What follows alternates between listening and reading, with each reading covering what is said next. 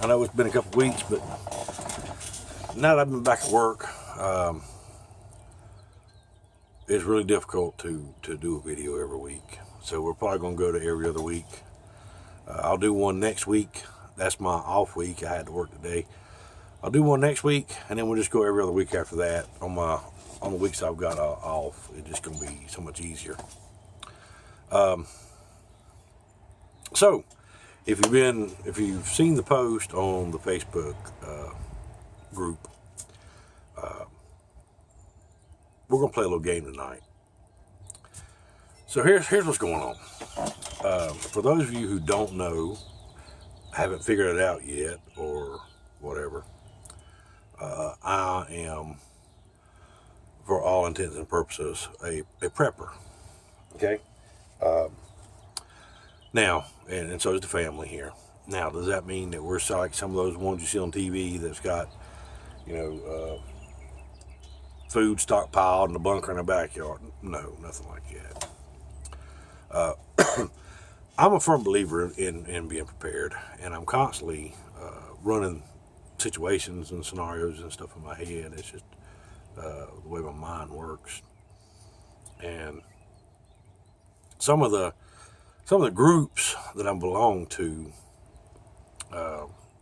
prepping groups and things of that nature, constantly having the same type of discussions.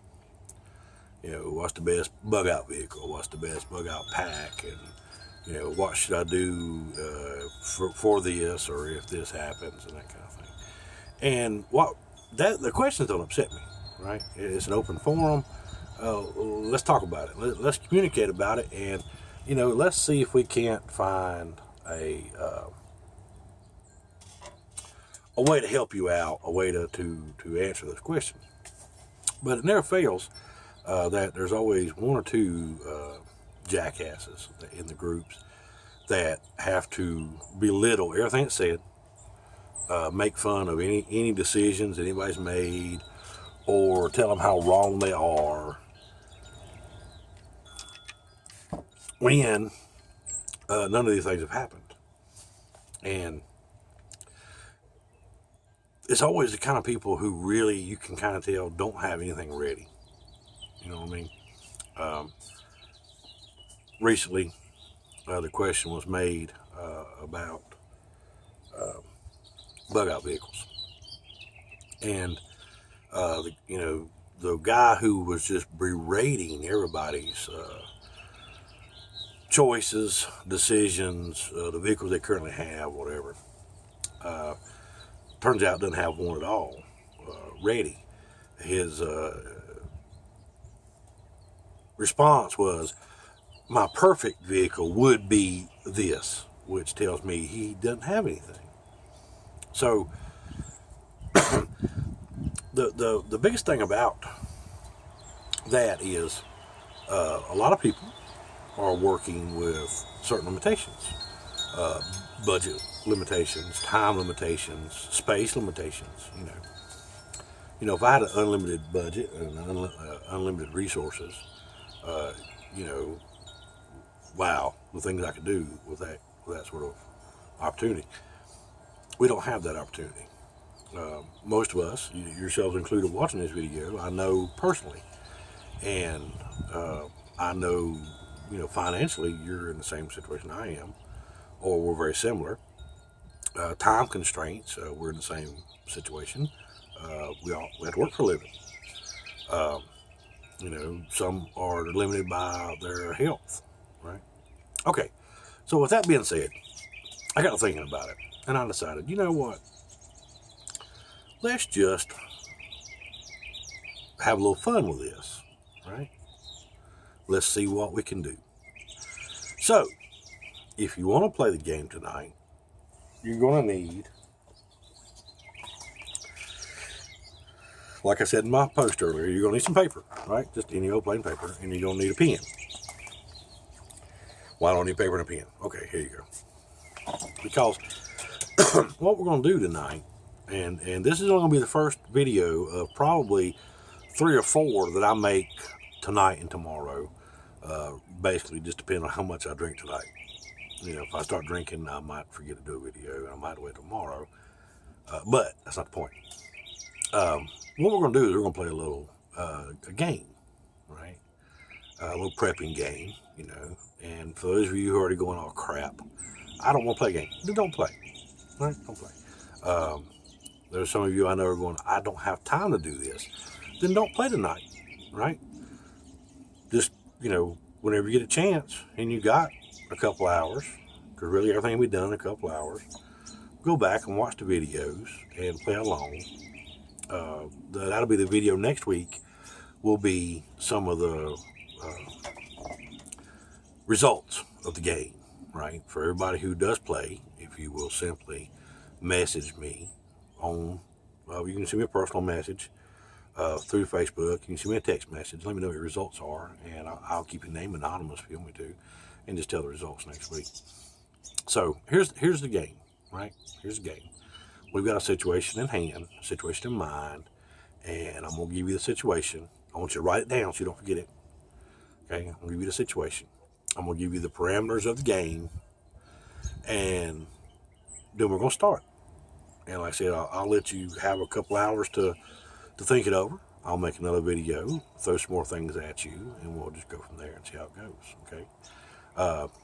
If by the second or third video, if no one's watching them, then I probably just will stop it. I don't want to be the only one playing the game. I'm playing along too. I hadn't cheated. I hadn't sat down beforehand and made up a bunch of stuff that makes me out to be the winner. By the way, there is no winner to this game.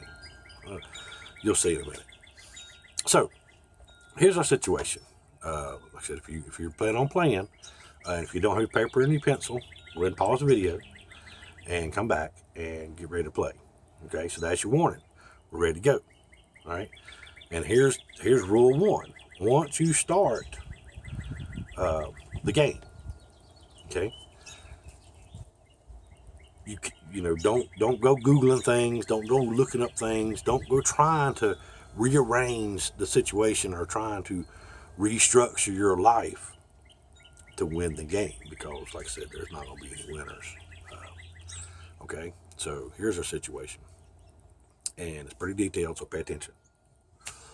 Okay, so for those of you who are aware, back in the 80s, the United States and the Soviet Union both had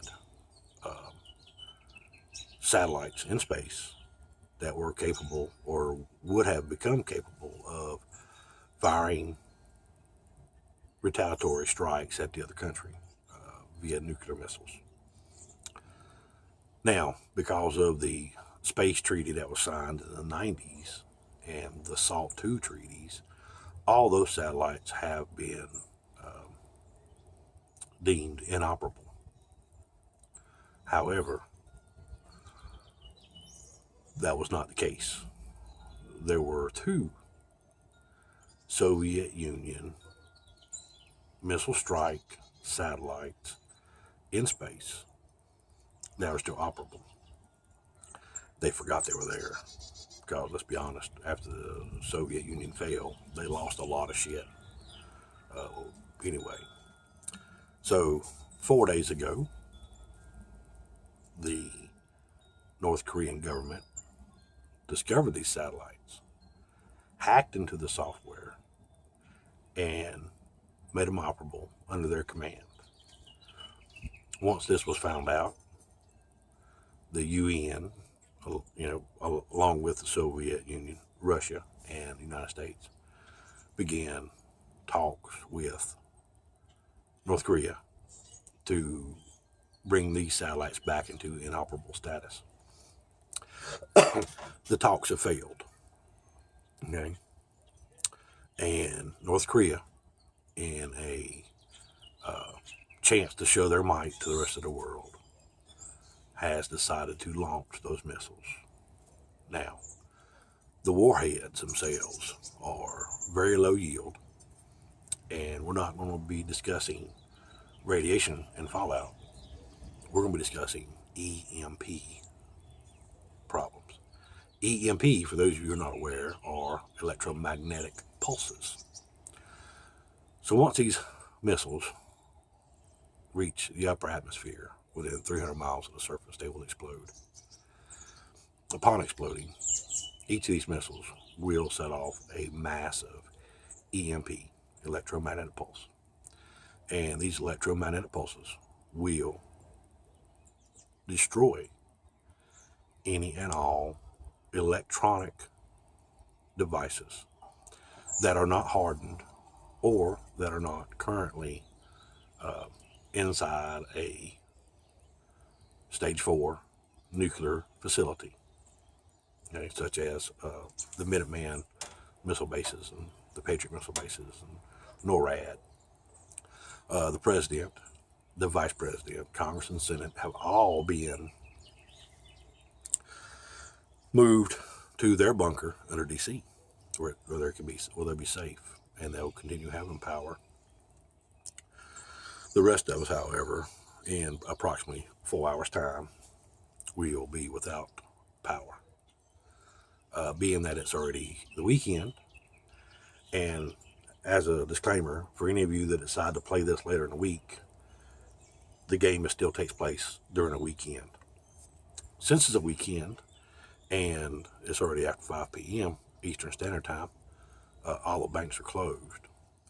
So you can go wait in line at an ATM to try to retrieve some cash, or you can stay at home. You can go try to sit in line at a gas station because people are out of fear going to try to run, not knowing what an EMP will actually do to their vehicle, which will make it inoperable. For those of you who don't know, okay? Most of us in this country nowadays drive vehicles that depended on electronics. However, for those of you who don't know, I do have a vehicle that is not dependent on electronics. And so even after the EMP hits, I'll still be able to get around. So take your piece of paper out and write that situation down. Then I want you to look and see, what do you have at home? Right? How much food do you have? How much water do you have? Okay. Well, I ain't worried about it. I got a well. Okay, you got a well. Good for you. How do you get the water out of the damn well to the house? I bet it uses an electric pump. That's going to quit working in 4 hours. Okay, along with your TV and everything else in your house. Your cars will quit working. Your phone's going to quit working. Your DVD player, MP3 player, all that shit will stop working when the missiles explode and they send out the EMPs. Okay? So, take your piece of paper out. First decision is, how much fuel do you have in your car? Do you try to go get fuel?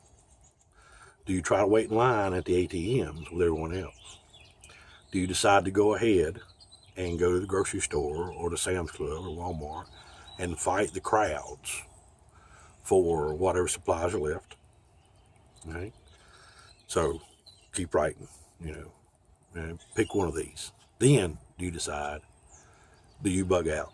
Do you go find somewhere to be? Or do you stay at home and hunker down and wait for things to get better? Okay? That's the first part of the game. You got to make that initial decision.